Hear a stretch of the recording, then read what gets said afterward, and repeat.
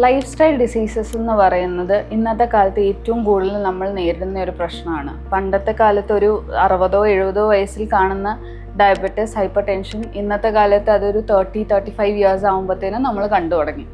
ഇതിൻ്റെ കാരണം എന്താണ്? പുകവലി, മദ്യപാനം, അൺഹെൽത്തി ആയിട്ട് പുറത്തുനിന്നുള്ള ഭക്ഷണങ്ങൾ, ഉറക്കത്തിൻ്റെ ചിട്ടയില്ലായ്മ, ജീവിതത്തിൽ തന്നെ ഒരു ചിട്ടയില്ലായ്മയാണ് ഇതിൻ്റെയൊക്കെ മെയിൻ കാരണമായിട്ട് വരുന്നത്. ഇന്നത്തെ കാലത്ത് കൂടുതലും നമ്മളുടെ ജോലികൾ വരുന്നത് ഇരുന്നിട്ടുള്ള ജോലികളാണ്, ശരീര അധ്വാനം ഇല്ലാത്ത ജോലികളാണ്. അതിനനുസരിച്ചല്ല നമ്മളിപ്പോൾ ഭക്ഷണം കഴിക്കുന്നതും.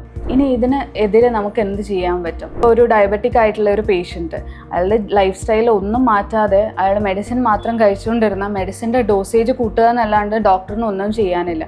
അതിന് പകരമായിട്ട് നമ്മുടെ ലൈഫ് സ്റ്റൈലിൽ വരുന്ന ചെറിയ മാറ്റങ്ങളാണ് നമ്മുടെ ഹെൽത്തിനെ ഏറ്റവും വലുതായിട്ട് എഫക്റ്റ് ചെയ്യുന്നത്. നമ്മൾ ഈ ഒരു കണ്ടീഷൻസിൽ ഡയഗ്നോസ്ഡ് ആവുന്നതിന് മുമ്പ് നമ്മൾ ഡോക്ടറിനെ കണ്ട് ഈ ലൈഫ് സ്റ്റൈൽ കറക്ഷൻസ് ചെയ്ത് കഴിഞ്ഞാൽ ഈ രോഗങ്ങൾ നമുക്ക് ഒരു പരിധി വരെ നമുക്ക് ഒഴിവാക്കാൻ കഴിയുന്നതാണ്.